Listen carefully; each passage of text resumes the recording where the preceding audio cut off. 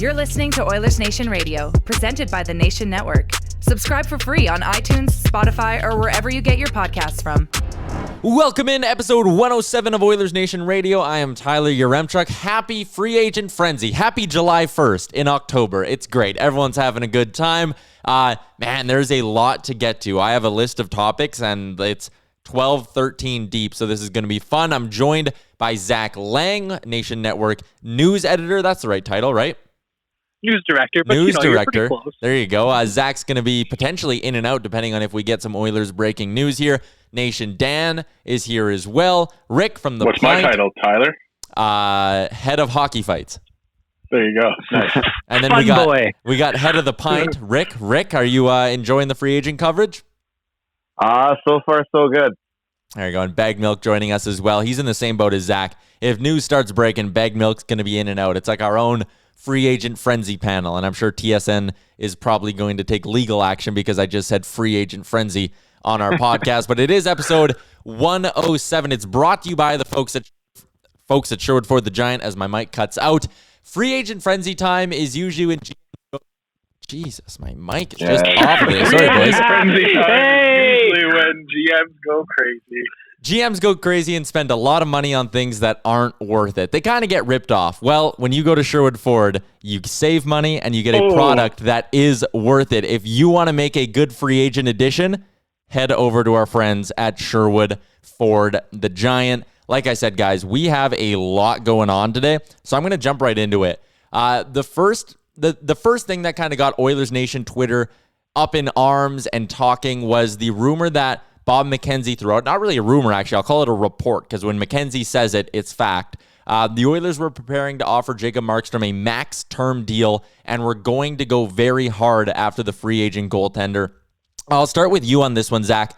When you saw that report pop up, and it looked like the Oilers were going to try and make themselves front runners for Markstrom, what were you thinking about that?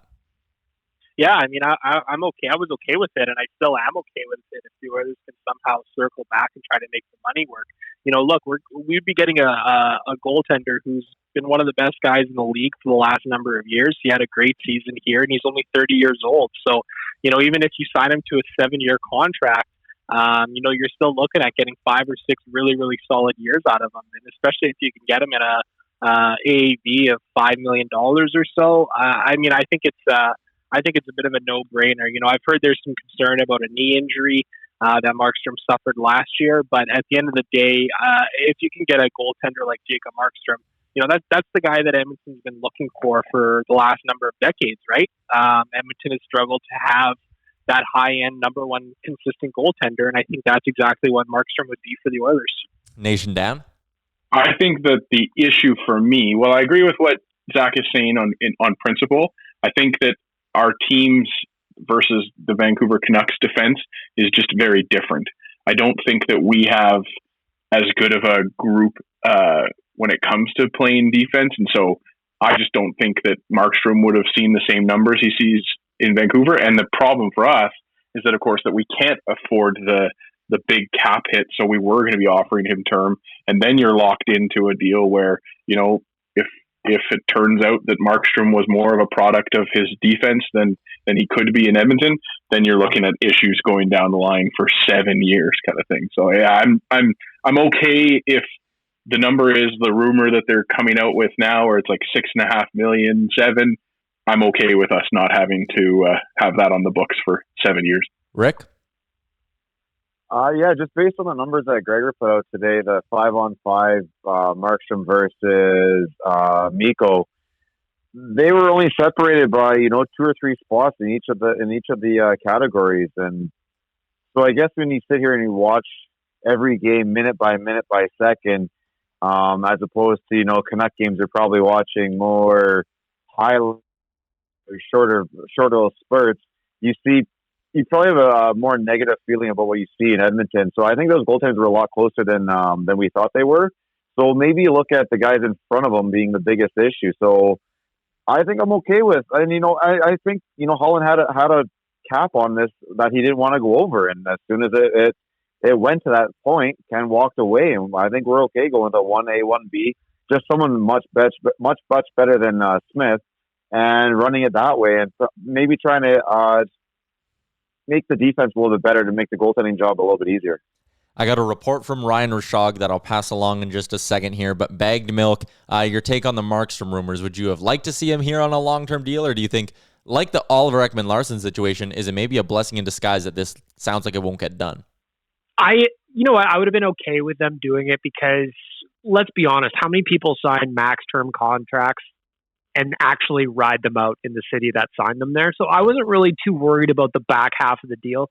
I was more concerned about what they would have to work. And it sounds like, I mean, if you're looking at the insiders and the rumblings on Twitter, that Calgary may have to provide not just term and money, but also some no move protection for Markstrom as well. So, I mean, I think that you can probably get a cheaper option that can provide you reliable backup goaltending to Mikko Koskinen, and I think that'll be fine for this team. The Oilers are reportedly looking at Thomas Greiss, but again, the money's too much right now. So I think what we're going to see is Ken Holland just kind of sitting back, watching things play out, watching these guys get shut down, and picking somebody up maybe in a couple of days when things have kind of sorted themselves out a little bit. Yeah, I was kind of in the same boat. Like, for the next couple of years, I would have liked it, but goalies are voodoo, man. Like, you never know when a goalie's just going to completely fall off, and I get nervous about having that much money tied up in two goaltenders. I think Jacob Markstrom, you know, he may have made them a borderline cup contender next season when you look at the season he's coming off. So that's why it was enticing to me, but that much term on a guy who's going to be 31 by the time that deal kicks in, it did make me a little nervous. TSN's Ryan Rashog saying that it sounds like the Oilers may be kicking tires on both Greiss and Corey Crawford in net. He says doesn't seem to be anything imminent as that busy market sorts itself out. I'm not a big Corey Crawford guy, and Greiss concerns me a little bit just because he's coming from such a defensive team. I worry he might not be able to keep up those numbers. Is that a fair thing for me to think, Zach? Yeah, I think to an extent for sure. You know, you look at anybody who's coming to Edmonton. Of course, the Oilers have historically not been the greatest defensive team, but the Oilers, in the same breath, made some strides in their own zone last year, and we saw the goals against drop. And we also saw, as Rick mentioned, you know, Mikko Koskinen had a pretty fine season, all things considering. So, you know, is it the worst thing for the Oilers to be out on Markstrom? No, I don't think so, because it is a very saturated market this year. And the Oilers will probably be able to get a cheaper veteran goaltender in the next day or two signed to a contract. Is there concerns on the back end? Of course, and especially now with discussions about Klefbom being a guy who could potentially go on the long-term injured reserve next year, right? So I think Ken Holland is far from being done, and it's going to be interesting to see kind of what shakes out here in the next day or two. When you saw, and I'll come to you on this one first here, Dan, when you saw the price that Braden Holtby signed for in Vancouver, were you disappointed that maybe the Oilers couldn't make it work with a guy who's from the Edmonton area, or is that maybe a little bit too rich for a guy like Holtby who's coming off a bad season? Yeah, I've always liked Braden Holtby as a goalie. I know that he takes a lot of criticism across the board, but, you know, Stanley Cup winning guy, like you said, from Edmonton. But, you know, I also get it that, you know, we can't be, we have to make the right choice for this team going forward. And Ken Holland's, you know, playing on that razor thin edge of, you know, of crazy money and crazy term versus not. So you get it. But also Vancouver, I think, was, you know, hard up to replace that Markstrom hole and just be done with that kind of thing for the fan base and for the team going forward. I'll come to you on this one, Rick. We're hearing rumblings that it's going to be Markstrom to Calgary. Andy Strickland's been the one who says it's done. Bob McKenzie, like 20 minutes ago, as of us recording this podcast, said it could happen, but he's not willing to say it's certain yet. When you look at Vancouver getting Holtby, Calgary getting Markstrom, are you nervous that those two rivals are really shoring up that position while Edmonton's still sitting with a vacancy a couple hours after free agency opens? Maybe a little bit, but again, I don't know if Holtby is the Holtby that we've known him to be. So maybe Vancouver might actually be taking a step back in goaltending. And then you look at Markstrom going over to Calgary. I do believe that is a step in the right direction when it comes to just the play on the ice. But I'm also hoping, and I know most of you guys are too, that this contract is going to turn into a bit of an albatross, and we were involved in it with probably 7 years, $5 million.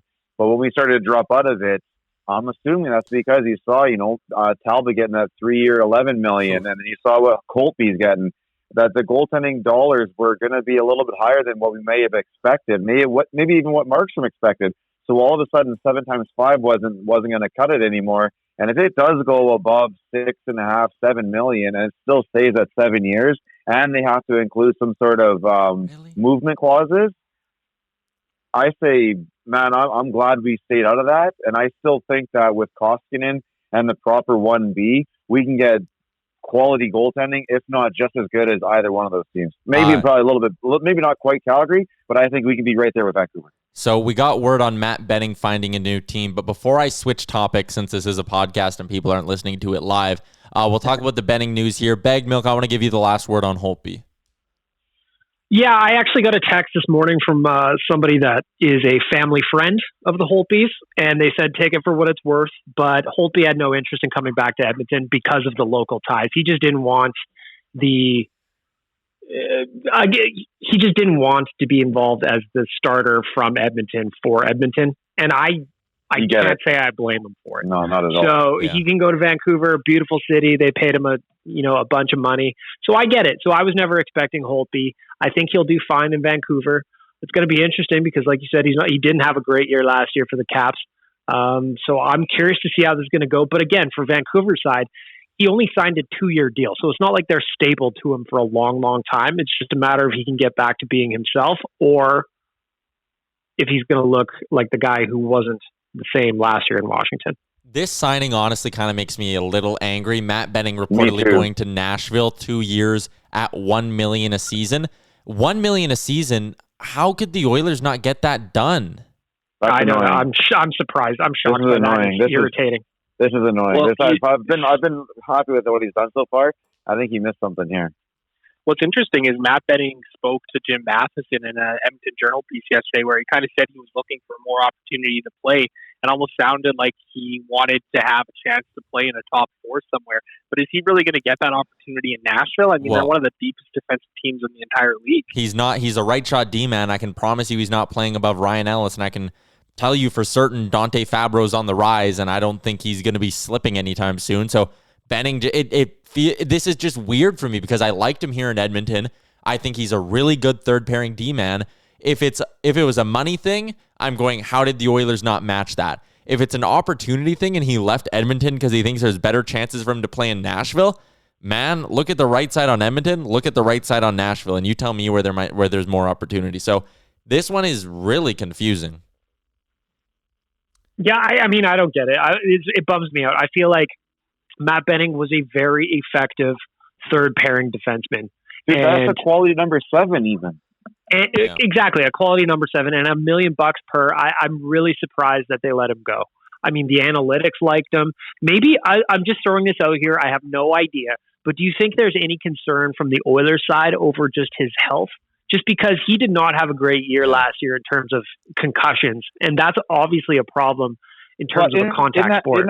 In that same piece or that article or whatever, I think that he kind of broke down that his concussions kind of stem from neck injuries, like whiplash situations, kind of like Crosby way back when they thought it was just repeat concussions. They didn't know what the hell was going on, and he needed to kind of like get his neck straightened out a little bit to get the proper circulation going. And that's kind of what Benning was going through, and he fixed it.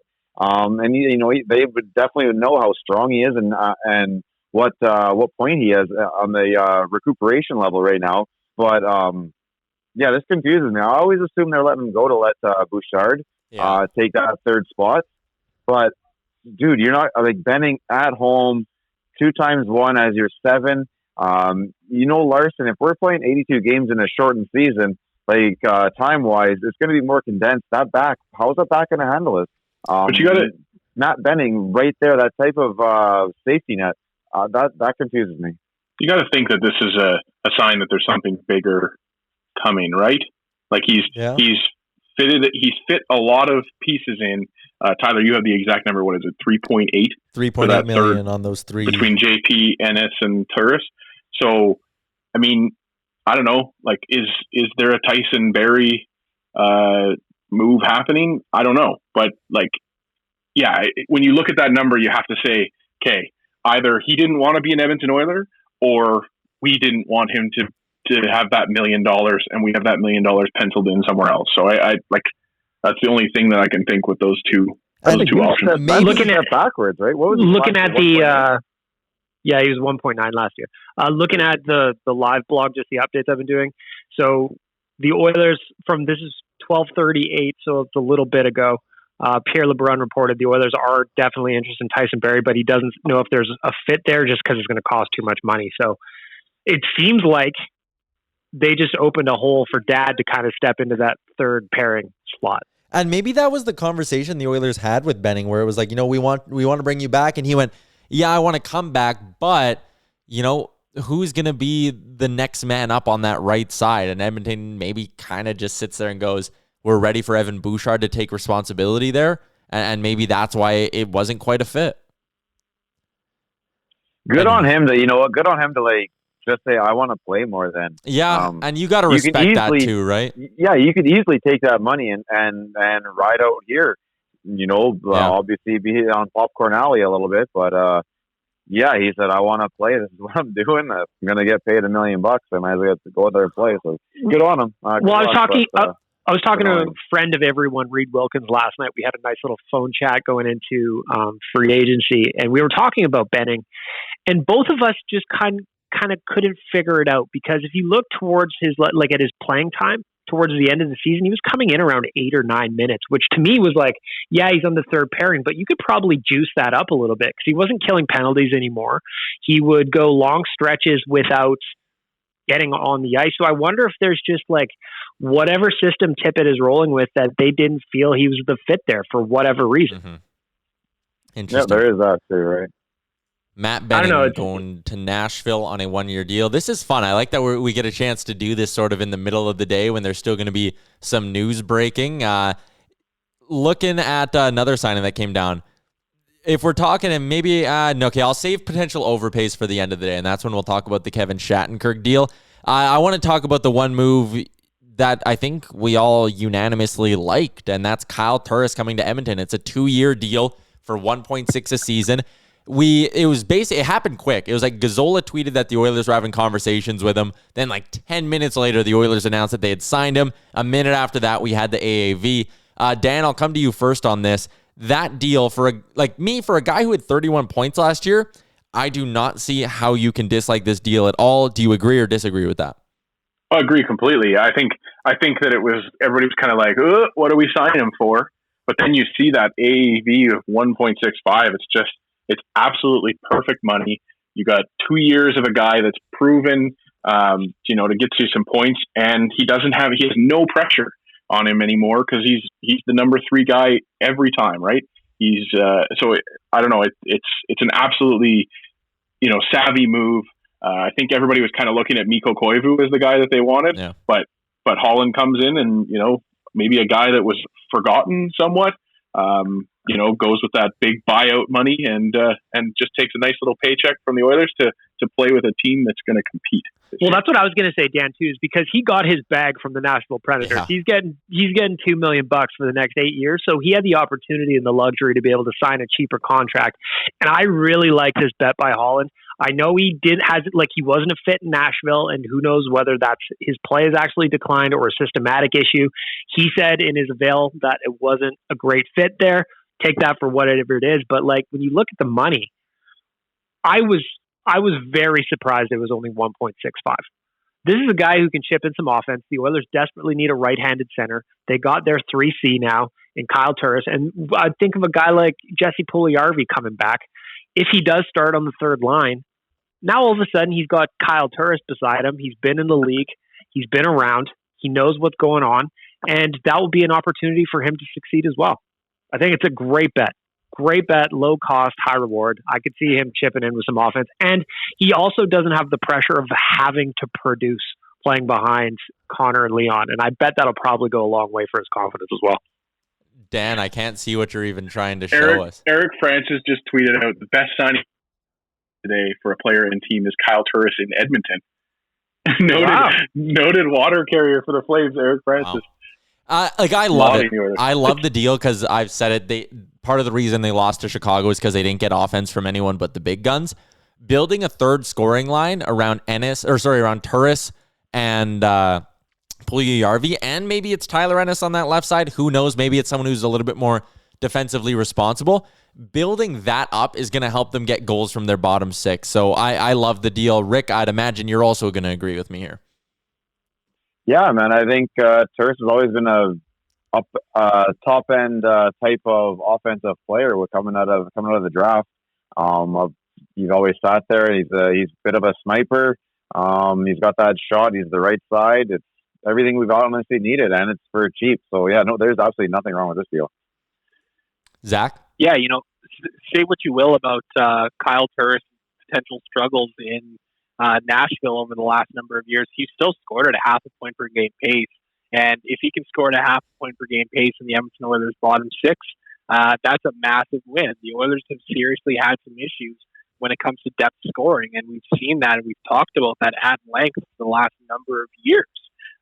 So bringing in a guy like Kyle Turris, who's a veteran, a right shot, he's played Dave Tippett before in the past 1 year in Phoenix. I think it's an absolute steal of a deal to bring in a guy like Kyle Turris to Edmonton. The only concern I do have, and let me know what you think, boys, is that effectively Kyle Turris is replacing Riley Sheahan, and Turris doesn't kill penalties. That's the only kind of negative that I see here. But maybe this just makes it a little bit easier to keep around a guy like Jujhar Khaira, right? If your third line is going to just carry the bulk of the offense, and if you're comfortable with your third line playing a lot too, then all of a sudden, the McDavid line is going to eat a ton of even strength minutes. The Draisaitl line is going to eat a ton. If this third line eats a decent amount, you could keep Khaira on your roster as strictly a penalty kill guy and play him like 4 even strength minutes a game, and you might be able to just survive game by game doing that, right? So while it sucks that Turris doesn't kill penalties, maybe they'll try to teach him how to kill penalties, but given how his defensive game works, I don't know how well that would go, but yeah, I think maybe this just means Khaira staying around for another year.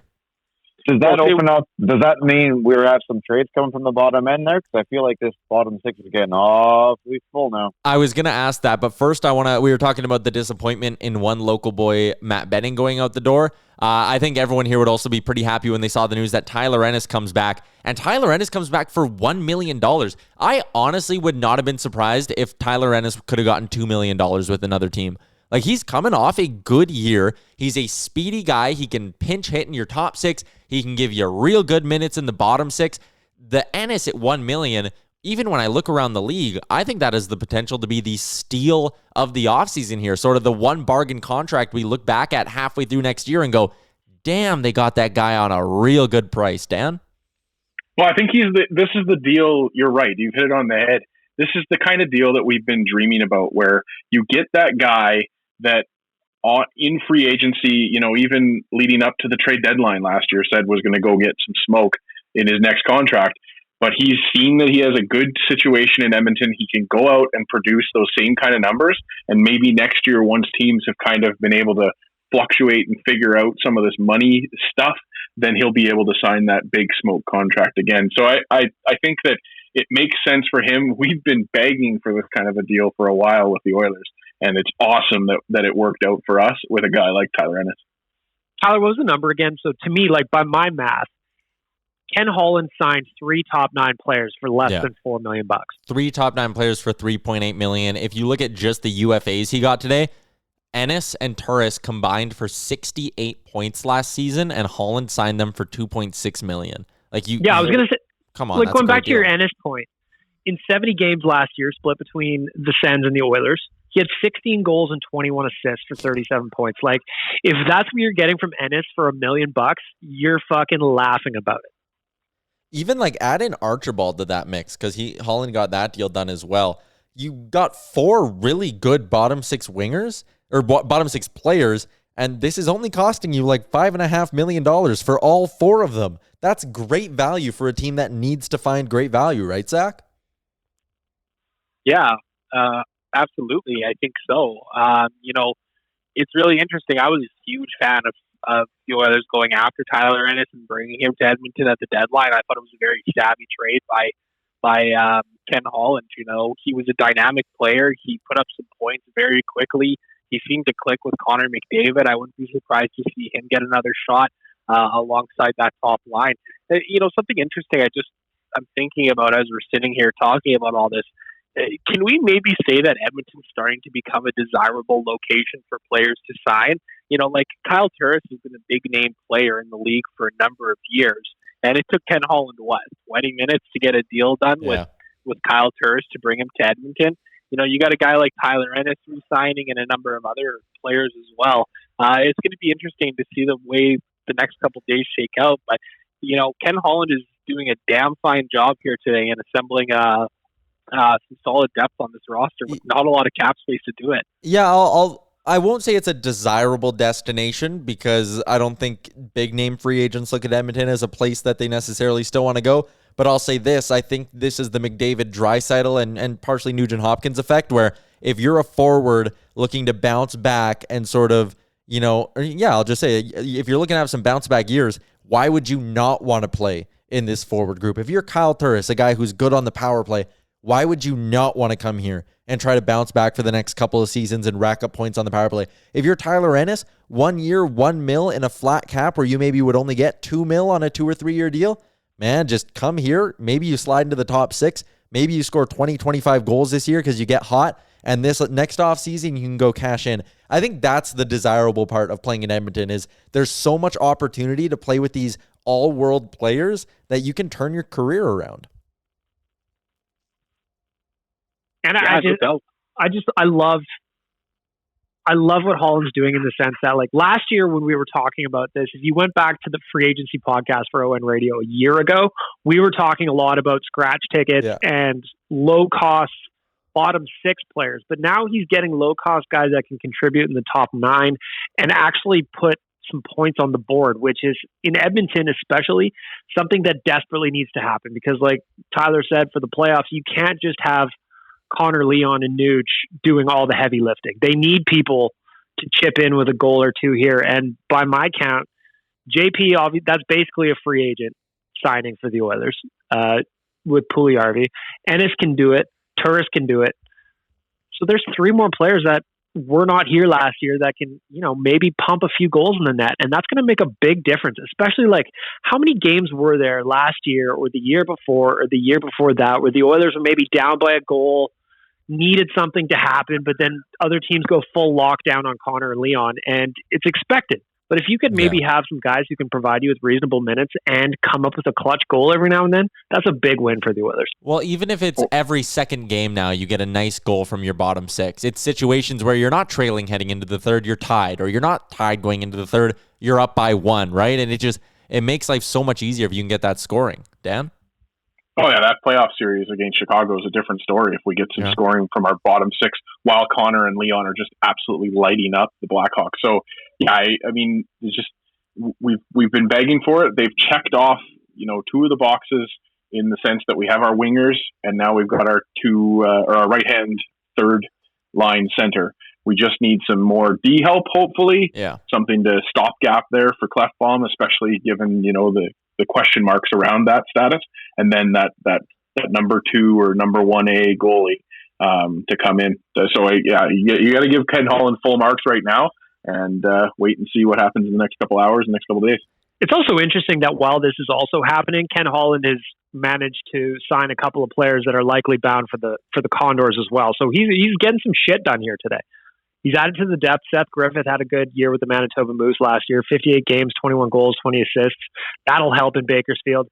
Alex Klein came from the Calgary system. He's going to help down there as well.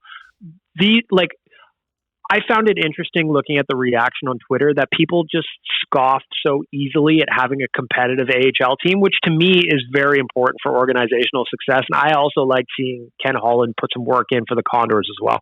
Well, and getting bodies that like warm bodies, hard bodies, even, hard bodies that can come into the roster in injury times. We're talking about playing a season with COVID as a reality. So, you're going to have games where players are going to be out and, on that 14-day COVID list. And so you're going to need those guys to come up and fill in the spots for the guy that we can't figure out how to pronounce his name, Quinn or Quine or whatever. Quine. He played in the NHL last year for the Flames for 9 games. Didn't look out of place from what I've heard from Flames fans. So, you're getting guys that can actually play in the NHL in the inevitable case that we're going to have to replace them this upcoming season. Before we move on to, I want to talk a little bit of draft here, but I'll get to this. This podcast brought to you by Skip the Dishes. It's been a long week. There's been a lot of hockey talk for us blogger boys. Our fingers are tired. We don't want to cook. It's Friday night, so I encourage the 3 of you to order some Skip the Dishes tonight for dinner. I encourage everyone listening along at home. It's Friday. You don't want to cook, or if you're listening to this on Saturday, you really don't want to cook. Order some delicious food off Skip the Dishes. Arby's is on there as well. So, I mean, it's Thanksgiving. Why not Arby's for Thanksgiving dinner? Bless up. Everybody could use a 1-pound RB&C for Thanksgiving. I literally just got sent Cravings $5 off from Skip the Dishes as you were announcing that. It's because your phone is always listening to you. They're in our heads. Skip the Dishes have been listening to us all year long. Hey, they brought us Arby's, man. At that point, there's nothing else I'm not going to complain about. Another former Oiler has signed. Alex Petrovic is going to the Flames on a 1-year deal worth $700,000. Yeah, okay. I straight up didn't even know he was still playing. So congrats to the Flames. Okay. Calgary has no defenseman signed. Now they have one.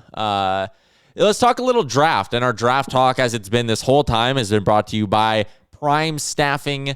We are staffing experts. Prime Staffing is matching quality work with quality workers. They provide verified and certified personnel with 24/7 dispatch for flexible deployment. Find quality workers, whether temporary, part-time, or full-time. Learn more about Prime Staffing by following them. Facebook, Instagram, and LinkedIn. The Oilers made a couple of new hires at the NHL Draft. They started it off. First off, I love the fact they picked a couple of good AJHL boys. But I want to start with Dylan Holloway. I'll go to you first on this one, Zach. What did you think of sort of the way the first round played up leading up to pick 14 and the Oilers' decision to go with Holloway?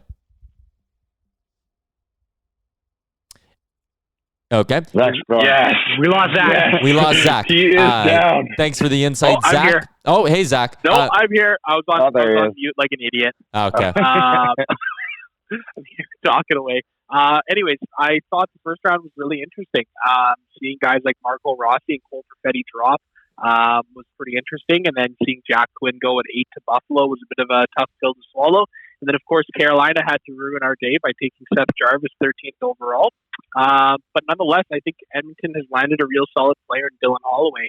I wasn't exactly enamored with Holloway going into the draft, but the more digging and speaking to people that I did about Holloway, I think he's going to be a really solid option down the road.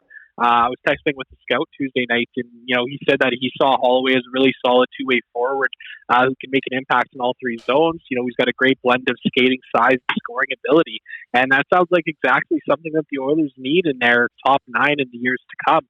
He's heading to the NCAA, and he's going to mature a little bit more, and it's going to be really interesting to see what happens next year or in the next couple of years. Even his head coach Tony Granato at University of Wisconsin said that he could see Holloway competing with Cole Caulfield for the scoring race in the NCAA there. So it's going to be interesting to see what happens. Yeah, I watched him a little bit in the AJHL. For me, this felt like a really safe pick. Like, I think Holloway is just a hard worker, big body. He skates well. He might not ever be a top line 25 goal guy, or I should say he might not ever be a top line 30, 35 goal guy, but I could see him comfortably settling into a role where he's either a really, really good third line center or he's a, second line winger who consistently puts home 20 to 25 goals. And the one comparison I heard was to maybe a guy like Marco Sturm as well, right? Maybe he's not making all-star teams every year, but he's always going to give you solid seasons. So, the offensive upside worries me, but as for his, I think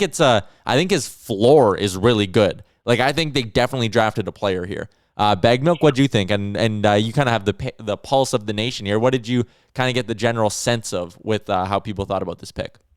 Well, no surprise to anybody. The nation is full of fucking idiots because none of us knew who he was up until like a month before the draft. And now we're all draft experts saying, oh, he only got this many points in the NCAA. I was like, well, so when I was thinking about it, I saw them pick Holloway, and I'm like, okay, I'm going to wait and see. Because what I remember is last year we threw a draft party, and people were booing the Broberg pick, and then you fast forward 12 months, and everybody's super horny for him. So I'm going to wait and see how this goes.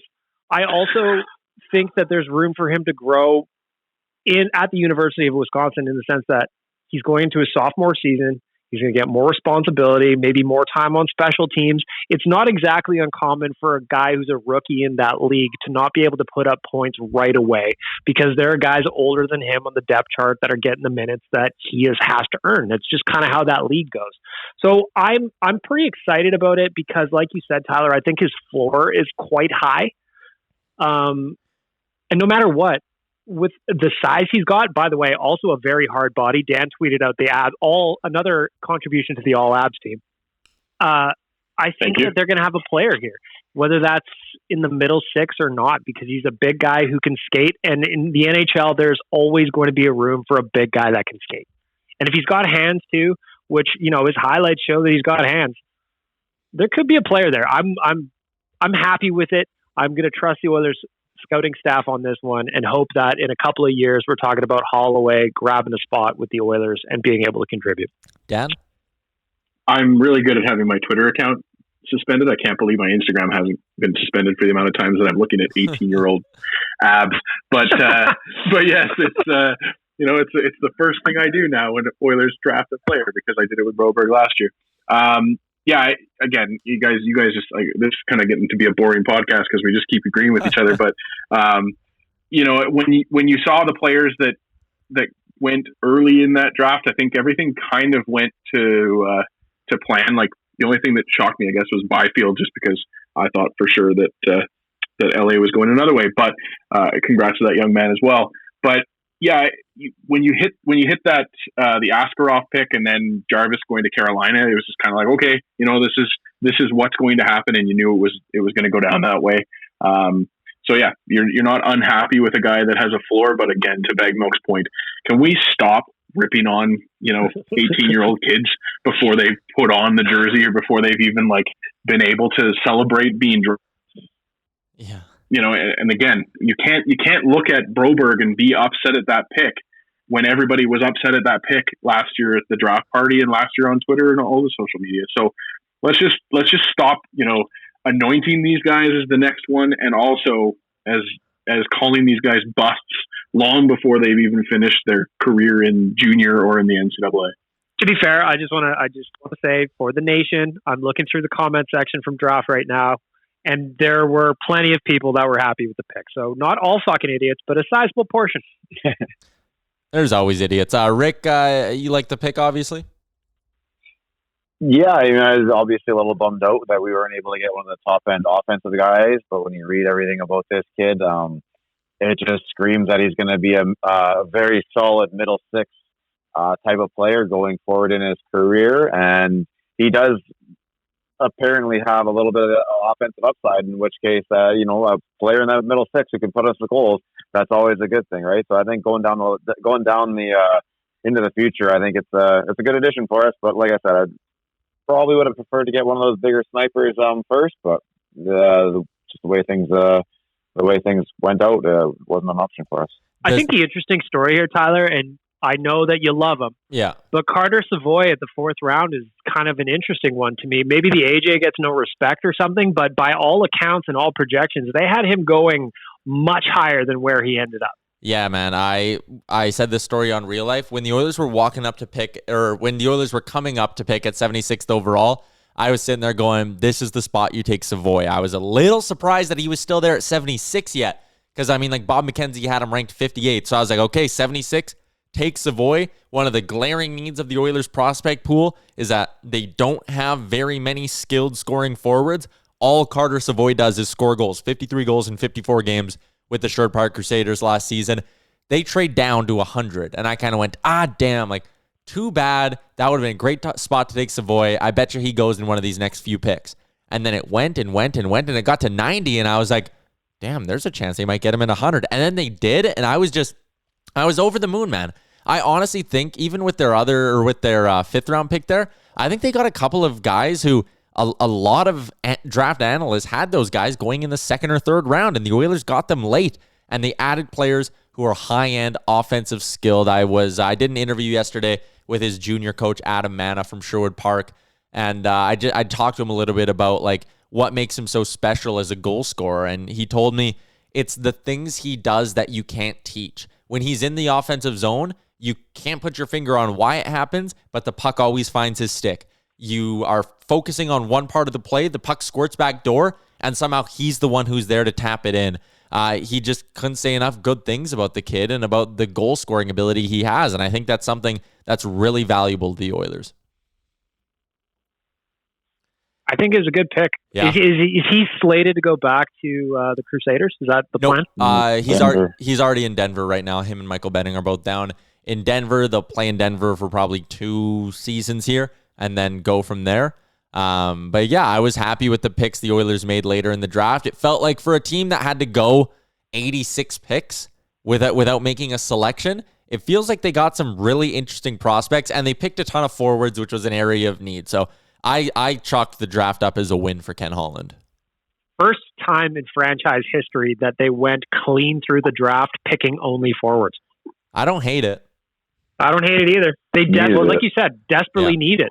Desperately need it. All right. Yeah, the cupboards were bare in the forward ranks, with some of the guys that have graduated and that have aged out and are heading on to different teams. I mean, I think it was a really solid job all around, and I think he did a damn fine job trading down and getting great value with those picks too.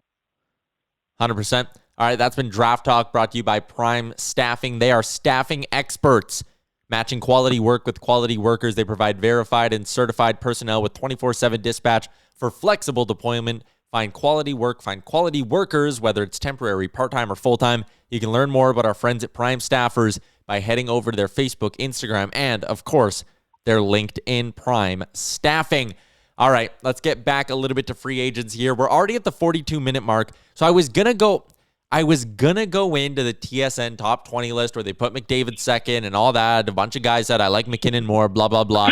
I'm actually just going to go ahead and cross that one right off my list because I know exactly what we're going to say. We're going to sit here and go, they're fools. Why do they do this? They're doing it for attention. Don't give them attention. Blah, blah, blah, blah, blah. We're skipping past the TSN top 20 list. I just want to say one thing quickly. I hope somebody sent Connor that graphic.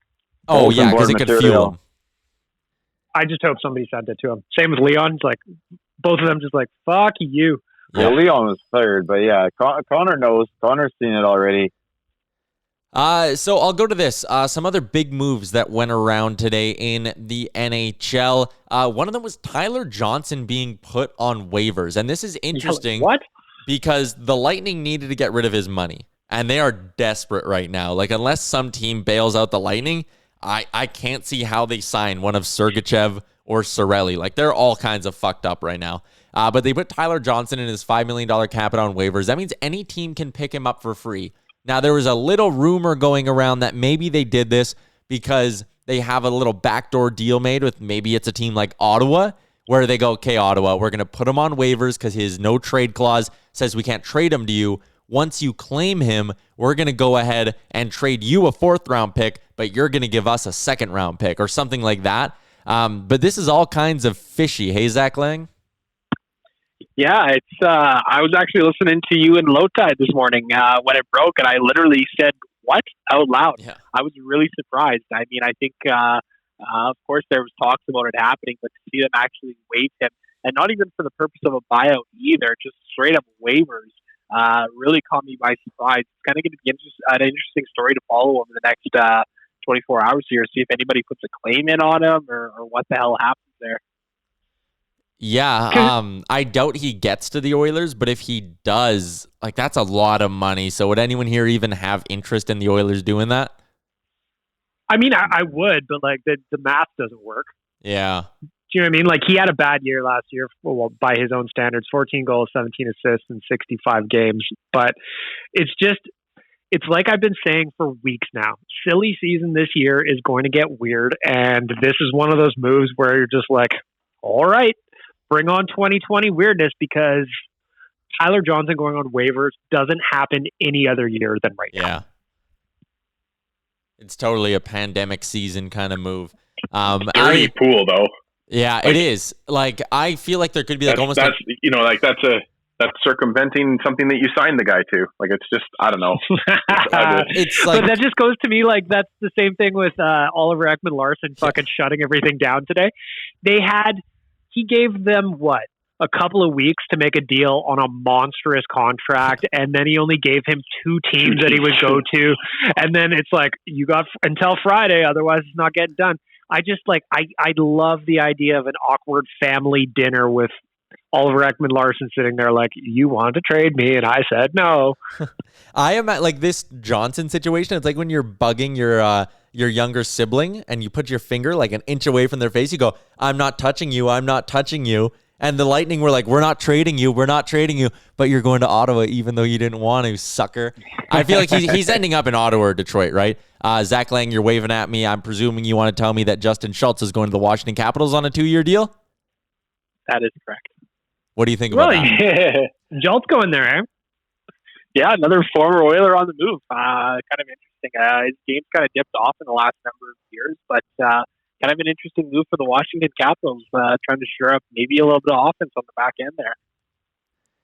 Yeah, it's going to be interesting to see what the money's going to be like on this Schultz deal. But I mean, for the Capitals, like, Schultz is going to be sort of like to me, this is weird because like they have John Carlson who's going to run their power play. Yeah. They have Dmitry Orlov, who's a decent little offensive defenseman in his own way. So where is Schultz fitting in here? Norris Trophy, that's where. Yeah, it's coming. Isn't Got the it? potential. It feels like an odd With spot. Henrik Lundqvist as the goalie. Yeah, that Capitals how team, they're going weird to look different. How That weird is Capitals that franchise going to be, is seeing bizarre. Hank in a Capitals jersey? There's That's gonna like be a one of couple of those. There's gonna be a couple of those this year. That's like with those ones, though, you know what I mean, where Lundqvist is so synonymous with the New York Rangers. Yeah. It reminded me of Madonna going to Detroit or That's something. exactly what I was just going to say. Yeah. Won't be leaving Washington for Vancouver. Or like Messier in a Canucks jersey. Brodeur in a Blues jersey. Oh, there we go. New Oilers news as we're talking here, boys. Oh, Josh Curry, 1-year contract with the Penguins. Let's so we are saying good. oh. We are saying wait. goodbye. Oh, we're to saying Josh goodbye Curry. to him. No, We're that's saying sad. goodbye to Josh Oh, Curry. I thought you meant we re-upped him. Damn Tyler's it. button work. Bye, Josh Curry. Wow. Rip Josh Curry. Look, maybe he's looking for a chance to still make an NHL, and I'm those guys in that age category nowadays.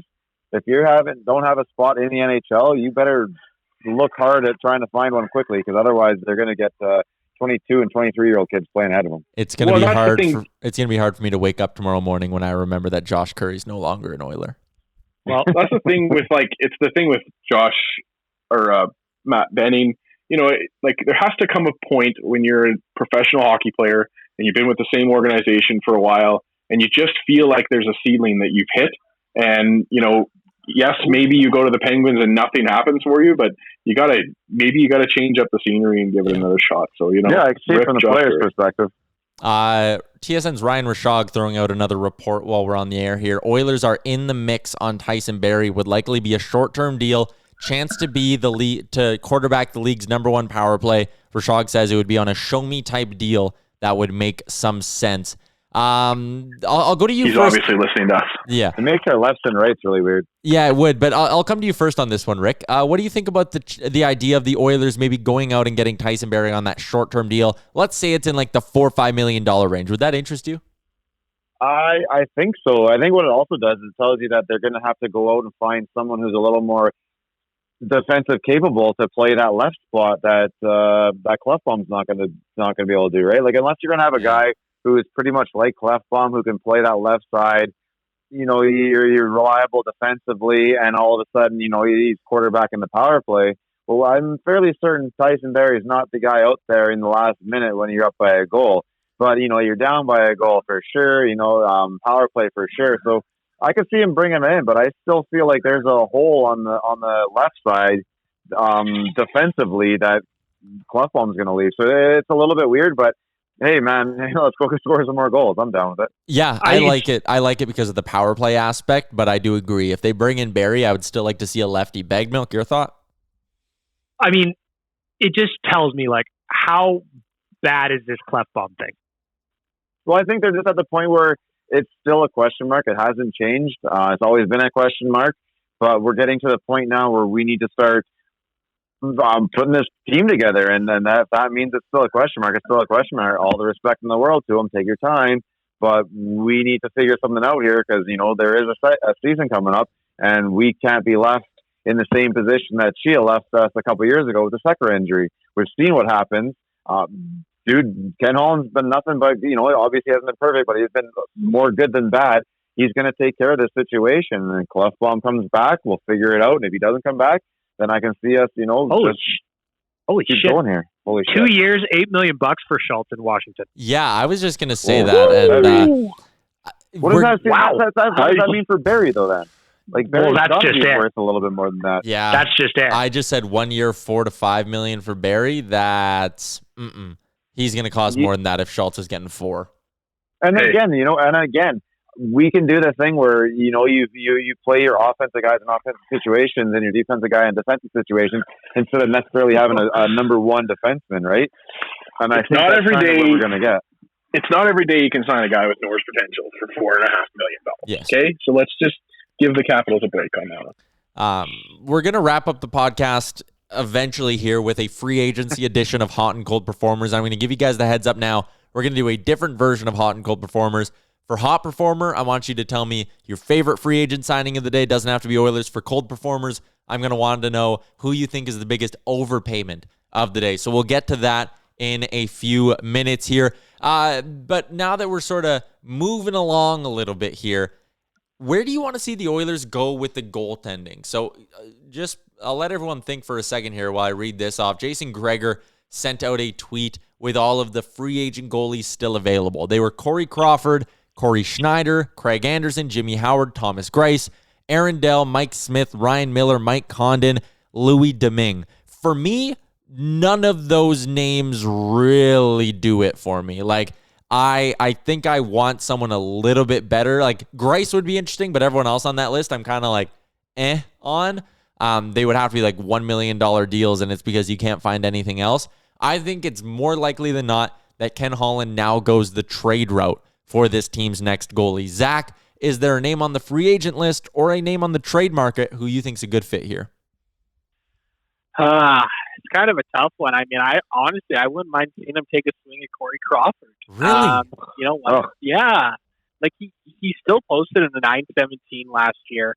He had a +9 goal save above average on a pretty shitty Chicago Blackhawks team, right? I don't know. I think he could be a solid 1B. Like, at the end of the day, that's kind of what we're looking for here is a 1B to Koskinen's 1A, right? I mean, is there really any other options out there? I don't know. Like, and the trade market now, I'm not sure what's even available in the trade market for a goaltender at this point anyways. I still look at Columbus. What do you think of Columbus? Give me Korpisalo. Yeah. And I'm not even sure if I'm sold on that because I'm worried that the cost to acquire one of those guys, even Korpisalo, is going to be too high. Like, I'm not sure what the cost would be. I would imagine it's a significant draft pick or a somewhat significant prospect. I still think Columbus will find a team that'll give them, a good forward for one of their goalies, which would make way more sense for them. But for me, the trade market, I like one of the names in Arizona, whether it's Kemper or Ranta. I like one of the names in Columbus. And if all else fails, I wouldn't hate the idea of Peter Mrazek. Rick, you got a take on this? Yeah, if we're looking at the trade here, I feel like there's one name being left out that they're trying for, very hard to get rid of him, and it's be really, really cheap. And if you can get, I think it's only 2 years left. Is Marc-Andre Fleury? Yeah. If he's coming in for 40 games, 35 games, for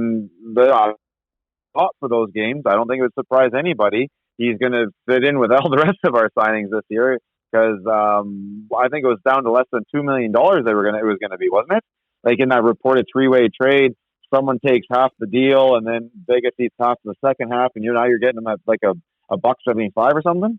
Well, no, I think the rumor was Vegas wanted someone to take the initial 3.5 so that they could not have any salary on their books, and the team getting him would then play Fleury 3.5. I don't know if I like 3.5 for Fleury. No, definitely not. I thought it was down to $1.75. No. And if you get to the point where Vegas needs to get rid of them and they need to save that $2 million, maybe they're willing to do that at that point. So if you can get him down to less than $2 million for Marc-Andre Fleury, I think that's where you go. I'm not as worried about Greiss. Again, 40 games-ish. You're definitely 1B to Koskinen. He was good last year, not so in the playoffs, but who was really besides the big three. Yeah, you know what? I'm gonna sit back and I'm let Holland do his thing. He's surprised us already. He's done he's done a lot of good, and I continue to believe that he will figure this out, and we're going to be very happy come January 1st, and when we start the season. I think he's going to sit back on goaltending. I don't think the Oilers are going to sign a goalie this week. Even I bet Holland is just going to sit back, watch this play out, watch people overpay, and then when guys are like, "Oh shit, I didn't sign a contract anywhere," then he's going to loop back, and I think he's going to get somebody cheap. But definitely, because teams are stopped signing like the goalies they're running out of spots to go, right? So he's not going to be the only one thinking that, going, you know what, I'm just going to put my feet up here because the rest of these guys are relatively the same. The only difference is going to be how much you got to pay them, and the longer we wait, the cheaper it's going to be, and no one's really trying to sign all these guys anyways. So, yeah, sit back, put your feet up, and let those guys sweat it out for a minute. We'll see. I mean, the interesting thing is we're only a few hours really into free agency, and TSN keeps showing the graphics of how many contracts were signed in the first couple of hours, even just last year. And there's a lot of people that are just still available, not on the board. And I think that maybe they had an ask of X, but they're seeing that that's not a reality, and they're going to have to take haircuts. Like I'm fascinated to know where a guy like Taylor Hall is going to end up. My bet, and I've said it a bunch of places, I bet he goes to Colorado on like a 1 or 2 year contract. I just love the fact they keep mentioning our name in these conversations with them. It's not happening. It's not happening. I don't think so either. But you can sit back and look. He surprised everyone else. You never know. The Oilers have $4 million in cap space, and if they put Clefbaum on LTIR, it's like 8 in total. So yeah, but then you look at like moving a Russell for a draft pick or something like that, right? I mean, there is some money to be moved. So there is not a lot, but good. Branson just got traded last night. It makes me feel like a Chris Russell trade is still on the table, unless Ottawa's nowhere near the floor yet. I feel like I Russell's no movement clause is a bit of an issue.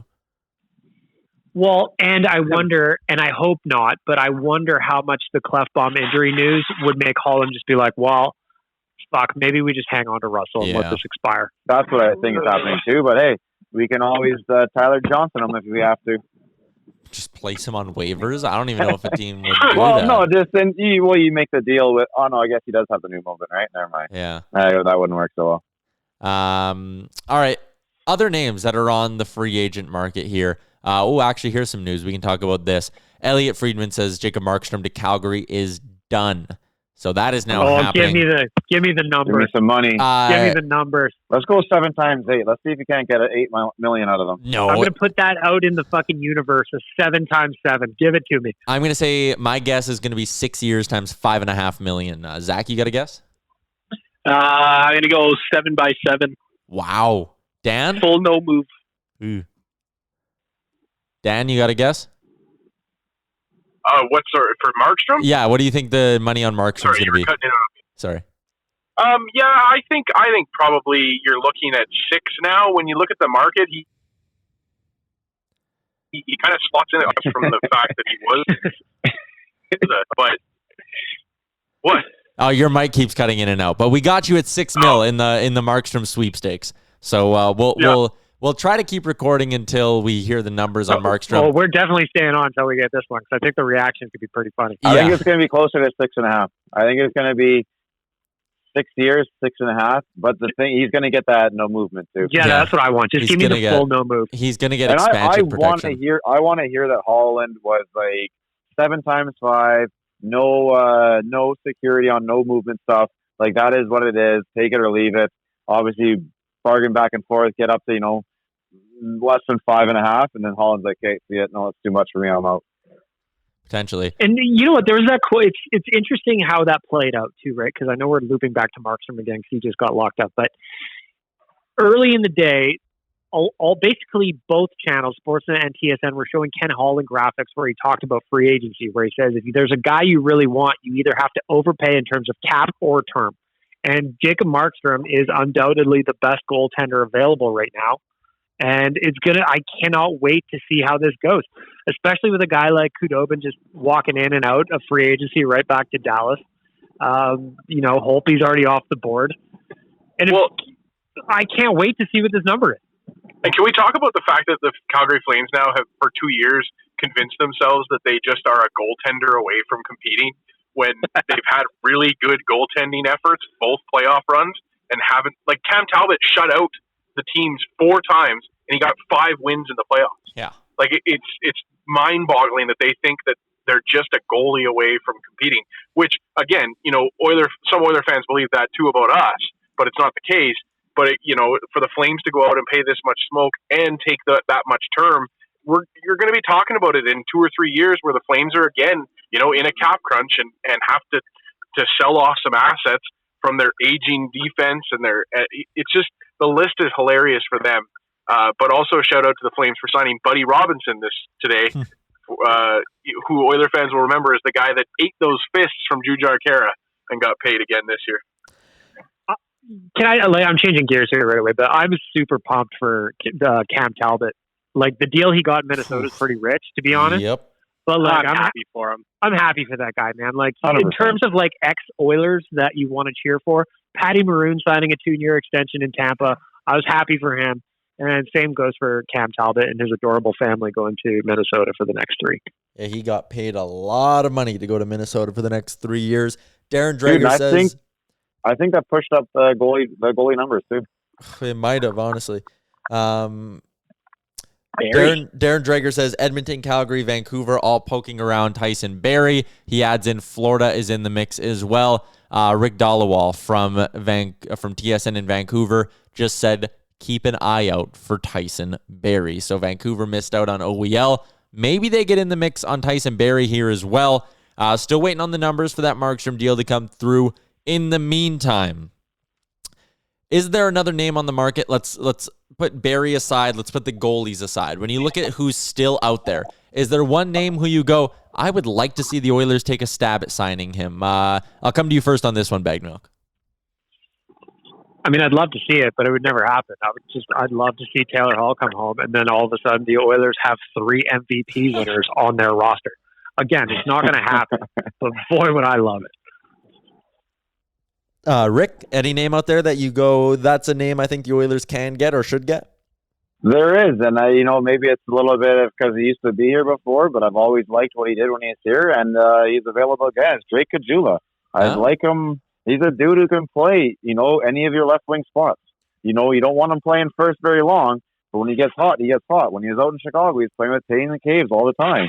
Like, I think that's a guy you like to add to our roster. You're going to get him cheap, Ryan. You can get him cheaper than Puljujärvi money. That's another good bet for cheap money. And he brings some jam to the game. I feel like that's something we missed in the playoffs. Just a little spark, and he can get that going too. So I'm looking at, and he's cheap. We save money, man. Go, Drake. Let's go. Is everyone ready for the numbers on Jacob Markstrom? You got him there. Yep. 6x6 for Jacob Markstrom. $36 million in total for that goaltender. I don't know if I would have loved the Oilers doing that. I would have liked to see the number start in the 5 if Edmonton was going to do it. So now I'm kind of happier that they stayed away. Bag Milk, your thought on 6x6 for Markstrom in Calgary? Yeah, you know what? I actually can't wait to jump into the Flames Nation Slack channel after we get off this and see what those guys are saying, because they were very hesitant of a long-term expensive deal for Markstrom, and he got what everybody was kind of concerned about. The thing with Markstrom is he had a weird development path, didn't he? Like, he really only kind of emerged as like a legitimate starter a couple years ago. Yeah. So, and like Tyler said, goalies are voodoo. So he rose up quickly, and he could very well fall off quickly. I mean, I don't think that's going to happen in year 1, 2, or 3, but we'll see. We'll see how he handles a different system and going to Calgary. And I wouldn't be surprised, to be honest, this happens all the time when you see a guy sign for some big dollars, that first year is rough. So we'll see what happens with Calgary. I mean, I don't think it's a crazy overpay, but it's too much in my blood. Zach? Well, they're now paying $9.5 million for their goalies. They are. I mean, honestly, I probably would have done it 6x6 for Markstrom. Seriously, Really? I would have. Yeah, I would have. I think it's the same thing that I said before. It's like you're locking up a number one goaltender for 6 years, and Markstrom's going to be good for probably all 6 years of that contract. I really like it, and I think that I kind of at first was thinking, okay, go 6 or 7 by 5, but I think at the end of the day, 6x6 is a pretty damn good deal for the Flames, all things considering. Like if you look at the Oilers doing that, though, then all of a sudden they have nearly $11 million tied up in goaltending, and that's just and that's the thing. No, for sure, and I think that's where the biggest snag was, right? Like if you were going to sign Markstrom to 6x6, you have to have a way to move out Mikko Koskinen, and I don't think that was going to happen because that's too much money to be wrapped up in the net going into the next couple of seasons, and it is what it is at this point. But I think that if you could have had a way to move out Koskinen, I would have done 6x6 for Markstrom 2 times over. All what right. do you think, Tyler? What do you think of that number? I think it's a little too rich for my blood. 6x5. Like I would have wanted one of those numbers to be a 5, I think. I know it's free agency, so you got to overpay in either term or money. I just think the Flames overpaid a little bit in term and they overpaid a little bit in money, and they didn't get value on one half of it. And in a pandemic year, I think you probably could have gotten value for one of those two things. Here's an interesting stat. Granted, this was sent out before the Markstrom signing and all that, but through the first 4 hours of NHL free agency, total money committed. In 2018, it was $445 million. In 2019, it was $582 million. This year, through 4 hours, just $136 million. Now, part of that might be because of the no legal tampering period that was gone on, and that's why guys like Pietrangelo and Hall have taken a little bit longer to sign, and now you got to throw Markstrom into there as well, but not a ton of coin being thrown around here. Well, like at the same point, though, I think the no tampering thing, the week, is also hilarious because like Bob McKenzies and the Friedmans of the world have been tweeting Lundqvist to the Capitals at 1.5 for days now. Like he's different because he got bought out, so he could actually go talk to Washington. I just think it's interesting that there's been a lot of that. Also, just since you mentioned Pietrangelo, I love, of course, and it just makes me laugh. Of course, the Leafs are being tied to Pietrangelo a little bit on Twitter right now. Good luck making that work. It's never going to happen, but it's funny because it's the Leafs, right? Especially when you're throwing $1.5 million, $500,000 more than what we paid for Tyler Ennis at Wayne Simmons. Yeah, and like I get it, like it's a good story, and Wayne Simmons is a good, Toronto boy and all that kind of stuff. But like, I can't believe being happy about that signing. He's not the hockey player he was. I was going to say, I would have loved Wayne Simmons like 6 years ago. Do you know what I mean? 100%. But the reaction you're seeing from some Leaf fans is as if they signed him 6 years ago this year. And it's just, I don't know, he's a shell of the player that he was. You see that all the time with guys that play that style. But, for a team that needs defense to go out and have their big marquee signing be Wayne Simmons so far, it's kind of funny to watch from out west. Very interesting. Okay, we've been going for like an hour 10 here already, so let's jump into our Oodle Noodle hot and cold performers. Oodle Noodle, 10% of all in-store proceeds go towards a local charity every week. Keep yourself happy, keep your stomach happy, and you're helping out those who need it. It's a win-win-win-win-win situation when you eat at Oodle Noodle. All right, let's get into it. Hot and cold performers. Are we gonna do it all free agency based? Yes. Sure. All right. You're on the show today, my friend. Let's do it. Cold performers. The deal you saw today that you do not like. I will start with you, Mr. Bagmilk. My cold performer in terms of free agent signing so far is going to former Norris candidate Justin Schultz. 2 years, $8 million in Washington. That is rich.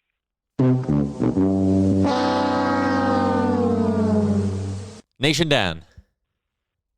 Well, yeah, mine's going to be on a technicality, but it's going to go to a team. It's the Winnipeg Jets for helping out the Vegas Golden Knights with their cap crunch by trading for Paul Stastny this morning. Yeah. So Winnipeg Jets helping out Vegas when there's a team that just doesn't need a freaking break anymore. The Winnipeg Jets, my cold form of the week. Y'all stink. Zach? My cold performer of the week is going to be the Montreal Canadiens for signing Josh Anderson to a 7-year contract. What the hell are they doing? That's hefty. I'm upset. That was a big one. That was a big contract. Rick, who's yours? I think it's pretty easy for the ones today. It's Matt Murray, man. That's a little too much money for the numbers he's been putting up lately. What? And I'm going to go with Kevin Shattenkirk. He got 3 years at like a $3.9 million AAV with the Ducks. I mean, this dude was bought out like 14 months ago. And because he had one decent season on the Stanley Cup winning team, the Ducks wanted to give this guy 3 years and some serious coin. That one makes I'll play this. What the hell is going on? All right, let's switch gears here and go to our hot performers of the week, free agency edition. Rick, you are up first. I think mine's going to be pretty damn obvious. We haven't said anything about him today, but I'm going 100% on Mr. Jesse Puljujärvi. I think at his dollar amount and what he can still do, I think it's a hell of a steal, and it's a great story. So I'm happy it's done and it's over with, but now it's time to get to work and let's see what we can get done. Put some respect on my name. Zach? Braden Holtby and the Vancouver Canucks. I really like that contract, and I really like that signing. I think they did a damn fine job in replacing Markstrom, and I think Holtby and Demko are going to be a solid 1-2 punch next year, and looking forward to seeing Braden Holtby as the future starting goaltender of the Seattle Kraken. Cash money. Nation Dan? It's the Edmonton Oilers' Tyler Ennis. Being able to sign a guy like Ennis who had the season like he did for $1 million for a season is just absolute money. Tyler Ennis, my hot pickup of the week. Cash money. I'm playing the cash money one for them all now. Bagged milk? I'm sticking with the Oilers too. He got his bag from Nashville. He came in, he solves the hole at 3C, provides a right-handed centerman that the Oilers desperately needed. He's going to chip in with some offense too, and I think he's going to look good playing behind Connor and Leon. Shout out to you, newest Edmonton Oiler, Kyle Turris.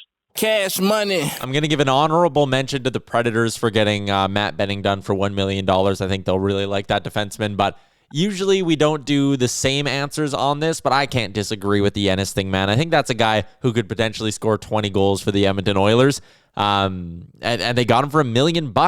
Like, that's so close to league minimum for a guy who's going to give you way more than replacement level offense. Great stuff. Tyler Ennis, he's my hot pickup of the week. Cash money. All right. Okay, I just want to also make this observation. When Matt Murray did his Zoom call after he was acquired by the Ottawa Senators, he was like wearing a dark hoodie and looked like he was in a basement and looked generally upset. He, after signing a $6.25 million a year extension, is now smiling and outside doing his FaceTime call with the boys at TSN. I think $6.25 million a year makes it a lot easier to stomach the fact you're going to Ottawa, hey? Yeah, it helped a little bit. I mean, he's going to get shelled next year, so I hope you have rest up this offseason, my friend. Yeah, no kidding. The Flames have officially announced the Markstrom signing on their Twitter, so that is all done. It's Twitter official. Markstrom comes to Alberta. At the beginning of the day, we thought for a bit there it was going to be to Edmonton, but he ends up going to Calgary. We'll see who Edmonton gets as that goaltender as well. This was a fun podcast. The one we do next Friday will be fun as well, because I'm sure we'll have a ton more to talk about at that point. But guys, bagged milk. Zach, I know this day's super, super busy for you guys trying to keep up with all the news. Same with you, Dan. I know you're very active in all this. Rick, thanks for taking some time as well. This was a ton of fun. This is my favorite podcast we've ever done. Thanks for moderating it, Tyler. I had fun doing it. This, as always, Oilersnation Radio is brought to you by the folks at Sherwood Ford, the Giant. You watched all these NHL teams make big pickups today. Go make a big pickup of your own. Visit the folks at Sherwood Ford. Get a new whip for you to cruise around in this winter. Also, since it is winter coming up, winterize your vehicle. There's more stuff about that over on their website. Sherwood Ford, the Giant, also brought to you by Oodle Noodle. We love them very much. This has been episode 107 of Oilers Nation Radio. For Zach Lang, Nation Dan, Rick from the Pint, and our good friend Bag Milk, I'm Tyler Yaremchuk. Hope you enjoyed Free Agent Frenzy. Happy Thanksgiving. We'll talk to you next Friday. Shout out Damien.